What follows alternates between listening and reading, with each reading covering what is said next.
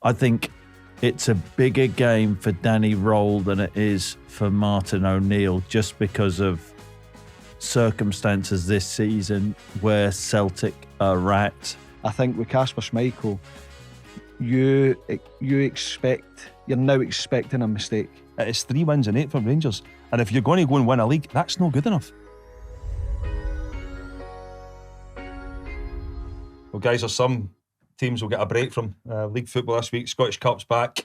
Rangers v Celtic doesn't get much bigger. Are we expecting much changes from what we've seen at Ibrox last Sunday? I don't necessarily think so. I think both managers, I don't know how they actually will they'll look back and analyse the game. I mean, because of how extreme it actually was. I think it's a bigger game for Danny Rohl than it is for Martin O'Neill, just because of circumstances this season where Celtic are at, in terms of Martin firefighting, trying to keep him in a title race. If Celtic lose the game, I can't see the Celtic fan base being sort of ratty with Martin O'Neill. We know, where their anger or who their anger is aimed at.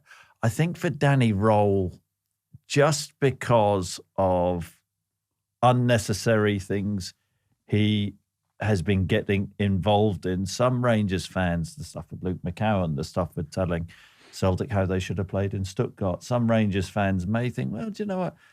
He maybe needs to just focus on what Rangers are doing rather than what's going on elsewhere. And if Rangers lose the game at Ibrox against Celtic, I think Danny Rohl's done a fantastic job, but I think there'll be a few Rangers fans who are just thinking, blimey, he's getting sort of sucked in as other Rangers managers have done in the past on things which don't actually matter. Yeah, I think the point you make is relevant as well when you look at, because it's been 2 home games for Rangers as well, failed to win the League One, where you think you could go and kick on from there. I think from Rangers, when you look at it, it's 3 wins in 8. Yes, there's been 4 draws in there, but it's 3 wins in 8 for Rangers. Yeah. And if you're going to go and win a league, that's not good enough. I know one of the defeat came in Porto, but still, it's 3 wins from 8. That's huge, and it's a huge game for Rangers. The league, you might still win it, but you kind of get the feeling whoever wins this game, well, they're going to be favourites, aren't they? Whoever wins this, it has a chance to land silver. What would you see it going to sell, James? I think it's tough, because I think the point you make, Chris, is right in terms of the pressure. You look at, Danny Rohl came in and it was a difficult situation, but he managed to get those victories. He managed to get, good players in, or the players he wanted in. The club have spent some money in January. So as much as you could say it's a work in progress, there's no such thing. We've mentioned this so many times. The fans are expecting now. Yeah. The fans are looking at Rangers and being a chance. When you go back to the game against Hearts at Ibrox, where they're saying, right, they probably saw themselves as favourites to win the league. Now that gap's there again. Mm-hmm. And been so dominant in the first half of the game on Sunday to not win it. And then it becomes, did the manager make the right changes? Did they try and get too clever tactically? Did it hinder the team? It puts huge pressure on winning a cup. You're judged by winning trophies at Celtic and Rangers. And I think you're right. I think that Martin O'Neill's come into a difficult situation. He's clearly not got the players that he would want to, bring in to strengthen. And he's having to find his best team. He's having to find, that's almost game to game his best team. It's not find his best team to go and deal with the running. It's like, right, who's best for this game and who's best for that game. Whereas Rangers should have a more settled team. I think they do look better when they play the 4-2-2-2. With the 2 strikers, and Nadiri comes in, he's good foil for Chimiti. I think Mikey Moore off the left is a no-brainer for me. But I wonder if Danny Rohl will get in his own head and say, well, maybe, I know it worked, but I need to maybe make a change. Would you change in the centre-back pairing? I just think there's been a vulnerability about Suter and Fernandes. So what's your option? But what's your option? Jigger? The Jigger's there as well. Jigger come back. I mean, would it still be the same though? A vulnerability. But you could move Sterling in there. You can move Sterling and bring Tavernier back in. You could go to a back 3. I mean, I just look at Rangers the last few weeks defensively. They've not. I think great. Sterling might be an option to go and play centre back.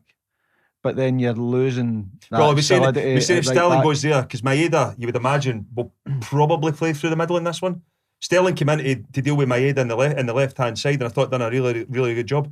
Could you look at Sterling as a centre back if Maeda plays, through the middle? I think Maeda plays off the left again. Yeah, because we've spoken about Taneke before. I think he's a better impact player. I think when you're asked to do a lot of defending, which sometimes you are at the start of the game, it's not his game. He sometimes gets stuck in between being back in a position where he thinks he's secure, but that pass is played and it's too late for him to get round. I think we won't see Adamu as a striker, I wouldn't imagine. Chavinchara might come in, still have Maeda. So that's a gamble. Does Danny Rohl look at it and say, actually, for the first half, it was so good that if we can just replicate that for longer, then we win the game. But then I would expect it to be a much different Celtic side. Honestly, don't know. Funny thing is about Dane Murray for the mistake which he made. He just and I sort of get it in many ways. I mean, it's a big game for him. It's like the Hearts game, wasn't it? Where he made. He just needs to sort of slow things down. It sounds silly. Just slow things down in his head. It was like a wild swipe he has. It's not about, in that situation, it's not about kicking the ball 80 yards up the park. It's actually about just getting a nice clean connection and just getting up with it. It wasn't a reaction. He had time. He could see it the whole way. It's the same at Hearts. But yeah, I've got to say, aerially, he is strong. Where Celtic have really struggled. I was really impressed with his aerial ability. Were good against Stuttgart. It could bring Trusty in for scales. Yeah. I mean, the one thing Martin will not do again. I'll probably get this badly wrong. He will not play a midfield trio again of Nygren, Oxlade-Chamberlain. You say that, and McGregor because I don't care. I don't. No, care. I agree. But how important is Hatate going to be in this run? Yeah, absolutely. Listen, if Hatate hits the levels which he can do, he's the best player in Scotland by a distance. I cannot believe the drop off. When you think about Hatate, when he first came to Scotland, the impact he made in the Rangers game, the goals he scored, his awareness. I thought he was the next big one down to the Premier League. His drop off has been remarkable, and I know is that on him or is that on him? On him? Yeah. I think sometimes as well though, when you're at that level and you're looking around, and Celtic have been very vocal, or a lot of people have been very vocal on the recruitment. You're looking at saying, I want better players in here to help me as well. I think from an individual point of view, point, but it's still on the player. Individual, yeah. It's still on him. Yeah. It does look like when it's a big game or a big occasion, then that's fine. But as you know, when you play for Celtic, you need to be up for every game, and he might be frustrated at that. But that's where you are. You have to deal with that. Celtic, the goalkeeping scenario as well. Just quickly on Hatate. So what does he want out of his career? What's his desired outcome? And with respect, his desired outcome probably will be to play in down in the Premier League. I don't know. May want to go in the Bundesliga. If you're watching him this season and you're scouting him and you're scouting Days and Maeda and what have you, what would you have made of their performances? I think Rio Hatate's the big drop off for me because of the quality he's got. Yeah. I mean, the quality he's got. The Days and Maeda one, listen, I've not got you can't look at the stats and in terms of his running, and I don't think that'll be down that much. I really don't, because one thing about Days and Maeda, he puts in a shift. I don't think he's sprinting stats, he's closing down, he's high intensity runs. I don't think they'll be down that much. I think what we're seeing is, Chris, the Days and Maeda that we've seen at first arrived, erratic, trying things. I mean, at Ibrox last week, the one where he gets clear, and you're thinking, just deliver a ball in the box, and he shanks it way up into the stand again. You're seeing, last year, Days and Maeda was incredible. Everything he'd done was like it was impeccable. Now you're Maradona. Now you're back to the Days in Maeda that we've seen the first for the first couple of seasons. There's little glimpses of that quality. Then you're back to somebody who his touches letting him down, his crosses letting him down, his finishings letting him down. I think it's in harsh. terms of his work level, it's always at that because top. of the levels they've been at. Of course you notice it, but there's been a massive drop off in the whole team. The whole team, yeah. But they're the focus because we're used to seeing so much levels better for them, but everybody's dropped. Yeah. The team isn't as strong as it was last season. They don't have the. If you look at I think Yang's come on to a game, and I think he's really reliable, and he's done well, and he's become a player that he needs to play in the team. But if you look at Kuhn, was a different proposition to Maida. They complemented each other pretty well, but it seems like, particularly in Sunday there, you need to get down Maida's side. That's where you get the penetration. You're not going to get it in the right. It has to go down there. Whereas I think there was a bigger variation to their play, and I think you're just noticing that they're becoming less effective because they're becoming more reliant. Yep. What about the goalkeeping scenario? Are we expecting Sinisalo to stay in next? In fact, who would you have in this? Sinisalo. Yeah. Sinisalo. I think that he didn't have much to do. I don't think there's any complaint with he shouldn't be saving the overhead kick, that's for sure. And he comes out to try and close the angle for Jimmy's second goal. I was more interested in how he performed against Stuttgart, and for me, before the game, I was looking at him to say, just do the simple things, do them well. You don't need to be, a 10 out of 10 and come and make rash decisions to try and impress. How you're going to impress is by being a goalkeeper that's steady, that you can rely on, that if a shot's coming in, you don't need to save every shot. Of course, a goalkeeper's mentality as they should, but just make sure you do the basics right. I thought he'd done that. I think with Kasper Schmeichel, you're now expecting a mistake. You're not sure you might get a mistake with Sinisalo, you might not. Yeah. I think with Schmeichel, you got to the stage where you're thinking, if it gets a shot, it's more surprised if he makes a save. I think so. Yeah. I think Chris, so. Your thoughts? Yep, Sinisalo.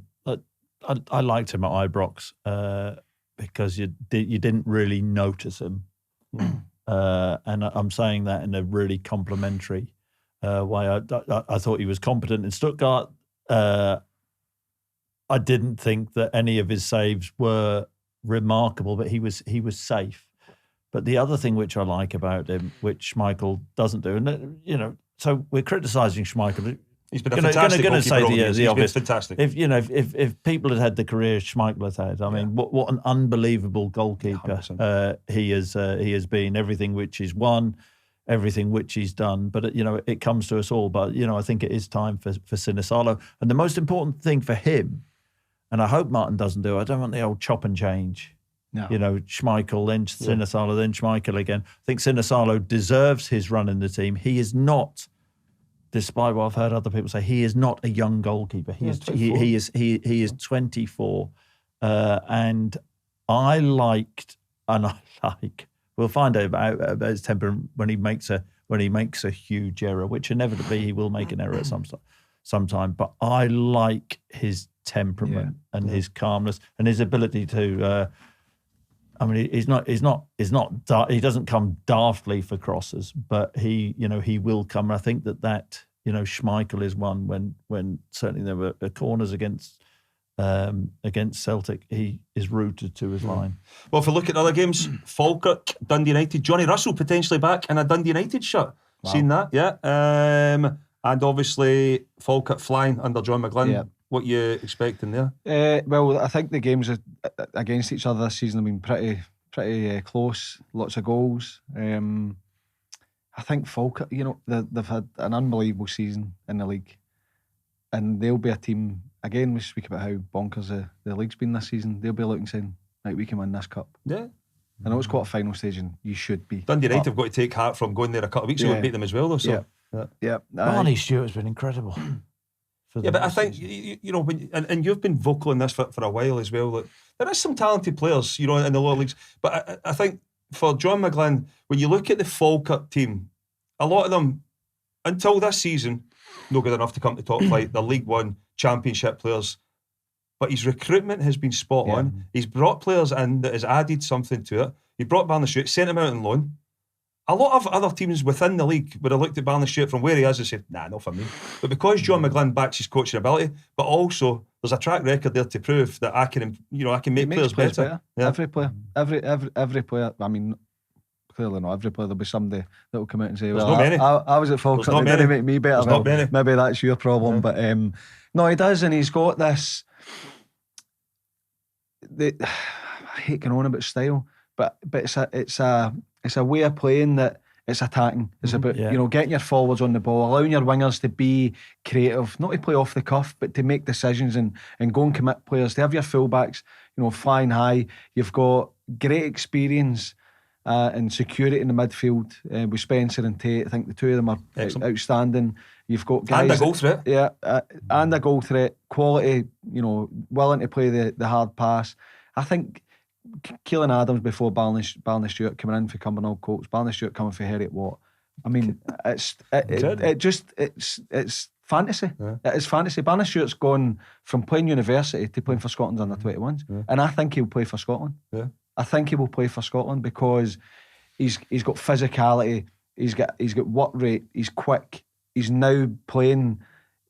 When he first went to Falkirk, it was a bit running here, there, and everywhere, and just that enthusiasm. And you couldn't help but like the enthusiasm, but the quality was maybe still to come, which clearly was. Now you're seeing him scoring inside the 6-yard box. He's getting, when the ball goes wide, he makes those runs. He's getting tap-ins. He's roughing defenders up. He's playing a focal point. He's got this. We done a game one Friday night. He got man of the match. I think he might have been at Dunfermline at the time, and he was the most buzzing I've ever seen anybody get a man of the match. And he was like, "This is the first time I've ever had man of the match." That was either this season or last year. Incredible. He's been phenomenal. And John McGlynn, what a job he's doing. What a job he's doing. I had them going down, didn't I? Falkirk before. I think I mean, had really lazy. We're wrong every now and again. But what James says about style is absolutely spot on. For them to come up and actually have the balance in their play, and for him to team come up to the top flight. We know how difficult it can be but for him to be that sort of positive in the way that he coaches and take the games to all the top teams, or to every team. I think that he started that in League One. Yeah. And people say, you won't win a championship like exactly. that. The thing is, but you look, you go back to then, and we've spoken about it a few times. You go back to then. I mean, they were on the verge of that hybrid part-time, full-time. I mean, half the team was... they've been 5 years in League One, Falkirk, and nobody could get the job done. And I've just went like that. I mean, they've been outstanding. Another team that will be hoping they can join them in the top flight next year, your old teammate, Neil Lennon. What a chance they've got against... I mean, you covered them against Hibs as well, but what a chance they'll have against Aberdeen, or an underperforming Aberdeen team. Oh, definitely. Yeah. He's another team full of good young Scottish players, good young players. Lenny, we know very well, is getting... They're inconsistent in the championship, but it's the nature of the championship. I mean, you look at St Johnstone, looked like they were going to run away with it. Then Thistle looked like they were going to put pressure on. Teams struggle to get win after win after win, but they'll really, him as a character. Of course, he's going to fancy it, but they've got some good young players. Dunfermline that I always look forward to seeing because of Falkirk, but even just because they're young, to see how they step up. I think Andy Todd, big player for them. Chillico Mullen at the back as well, another big player. I'm looking forward to seeing how they cope with that, but they will fancy it massively. They beat a Hibs team that are a better side than Aberdeen, so they've got. It's a huge game for Aberdeen, this, though, Chris. The league, the Scottish Cup holders. Yeah, they need to win. They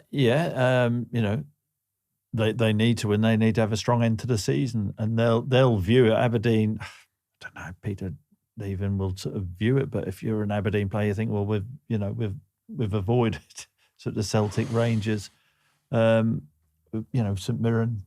So this is a tie which they should be winning, but with that comes the pressure, the fact that Dunfermline are in a lower league. With the point James made, Dunfermline will be thinking we've beaten Hibs. You've got an opportunity. They're your favourite team? That's the last tie that we're speaking about. St Mirren. Could they go back? St Mirren, Partick Thistle. Could they go back to Hampden? Well, I mean. They could do. I mean, they could well do. Just such a strange season. To win a cup and then fall away, and I mean, still a chance they could. St Mirren fans will be hoping you slaughter them again and more them may win another cup. But it's interesting because I praised them after they won the cup, and maybe they've taken after the event, innit? Yeah, after maybe they've taken that. Maybe they've taken the foot off the gas again. I need to sort of. I think they dig them out. Yeah, definitely. Thistle, Mark Wilson's done a terrific job, but there's two players, you spoke about, and loan, Smith. Ocean Smith and Fraser Taylor. On loan, they can't play. It's going to be a big ask for Partick Thistle to go to St Mirren and get a result. That is, I think, especially Smith come back to Thistle, come back to St Mirren in January, and Mark Wilson was delighted to get him back, and that is going to be a huge blow for them. and I know if it was at Firhill, they'd fancy it even more. Mm-hmm. I thought St Mirren would wipe the floor with her during the previous round, struggled. and they never. And there has been Got away with a decision that night as well. It was a Stonewall penalty. Well, it's funny how you thought that one was, but the one wasn't. But anyway, I think that St Mirren have amazing achievement to winning the League Cup. Since then, I think too many of the players have started to think I'm a good player, and they've got away from doing what they've been good at. I know they've missed key players, but I think that as a team, and it's not because of the manager, I just think as a team, some of the players he has to carry the can. Yeah, of course he's the one that motivates them. He's the one that picks the team.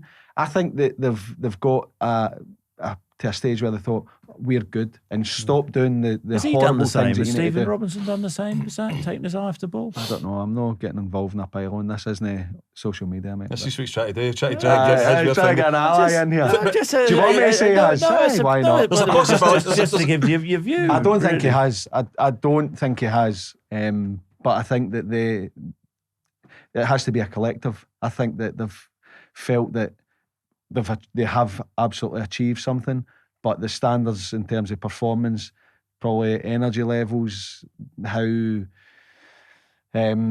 difficult they were to play against, have dropped quite significantly this season. We'll finish on, give me your 4 semi-finalists.